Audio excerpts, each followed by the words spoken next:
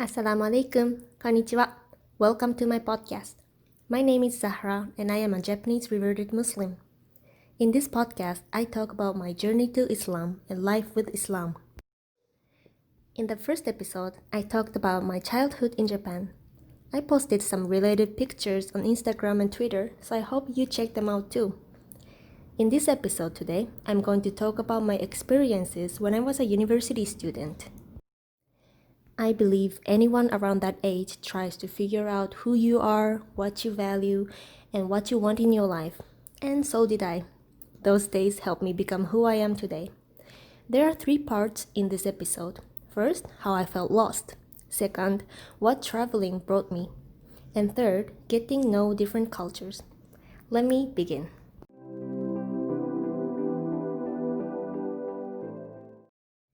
I went to a university in my hometown and majored in education. During that time, I met new people, made new friends, and joined English club, orchestra club, and a volunteering club to visit children at a hospital. Not only that, I always had 2 part-time jobs at the same time, such as at a cram school, restaurant, sport gym, or a bar.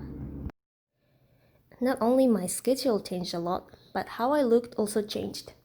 I started putting on makeup, dyed my hair to brown color, wore trendy clothes. I bought whatever I wanted with the money I earned, started drinking, and came home late. Until high school, there were so many rules around me, but suddenly after entering university, I felt I was set free. I was young and curious, so I wanted new experiences. Now, looking back at that time, I feel it was like swimming in the ocean without knowing where I was going. I guess I was just trying to fit in by doing whatever my other friends did. I even felt the pressure to have a boyfriend because friends around me had boyfriends. Peer pressure. Okay, you know what? I don't feel willing, but it's hard to talk about my university days without mentioning drinking. In Japan, drinking is a big part of social life. Nomikai means drinking party, and that happens very, very often. Let me tell you what people believe drinking is about. Japanese people believe that drinking together is a great opportunity because it'll make them closer in a shorter time, and when they are drunk, they can talk more honestly and frankly with anyone, even to their boss.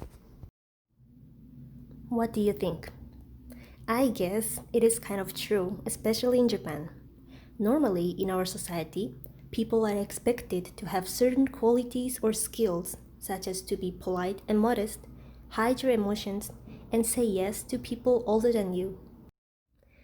But during drinking, that social expectation is much low and you can feel the barriers between you and others are taken away.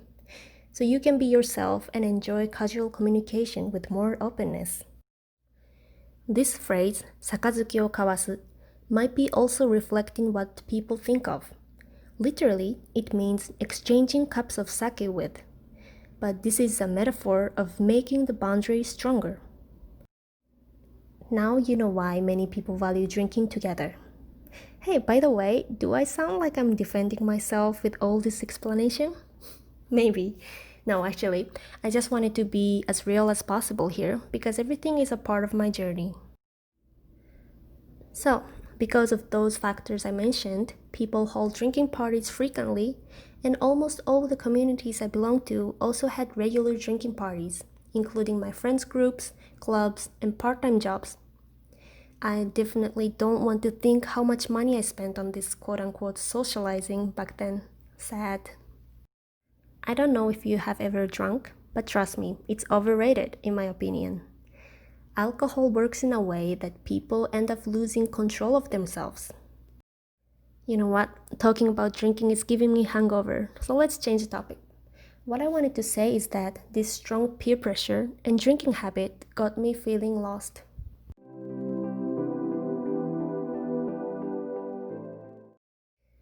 In my uni life, one of the big things for me was traveling. I tried to save money to travel abroad. Before university, the only country I visited was the US. But when I was a uni student, I went to Hong Kong, Cambodia, and Malaysia for traveling, and to Australia for an exchange program. There was one country that hugely impacted me. that was Cambodia. I participated in one volunteering camp in a village school to teach Japanese and English when I was 19 years old. I had only vague motivation to take part in this, just like I want to see what I don't know yet. But it turned out to be a good decision I made. Cambodia was such a beautiful and different place. I stayed there only for a week.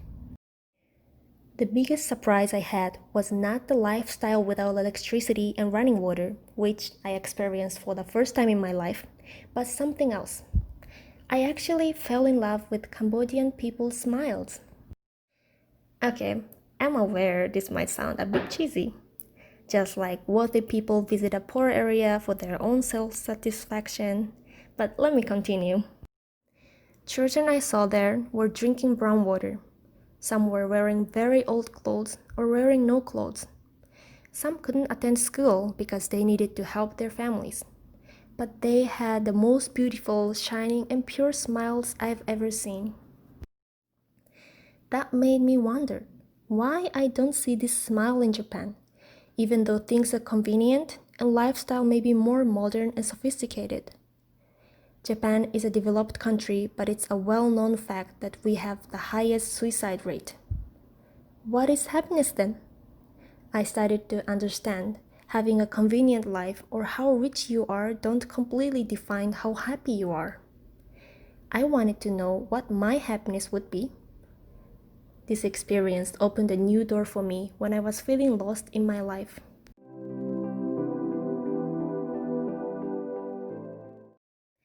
When I was 21 years old, I went to Australia for an exchange program. I stayed in Australian host family's house for a few months and later lived in a shared house with housemates. While living with local people, I saw some people going to church every Sunday, and I learned what godmother means, which I didn't know before. I felt Christianity was blended into their life.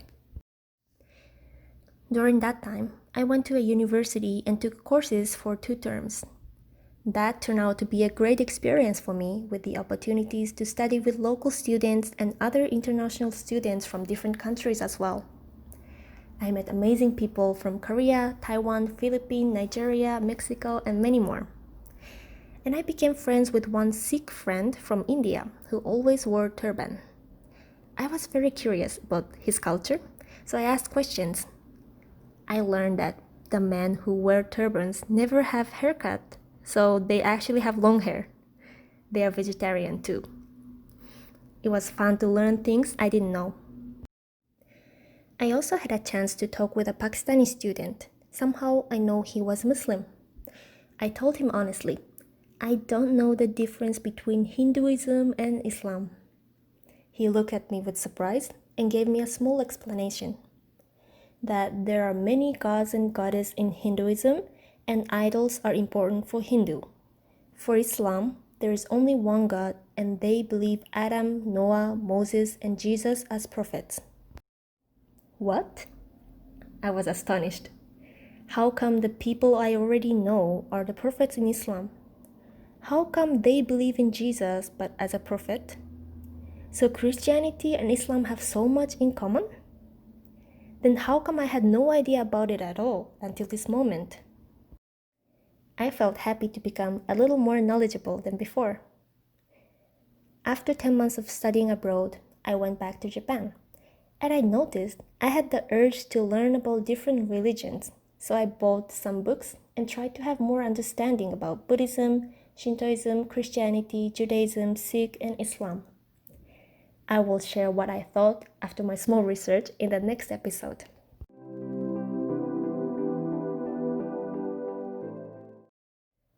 Okay, I will wrap up this second episode around here.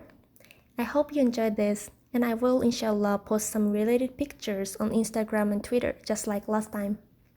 And next time inshallah, I'm going to talk about my understanding to different religions and also how I met my now husband. Thank you so much for listening and see you next time. ありがとうございました。Assalamu alaikum.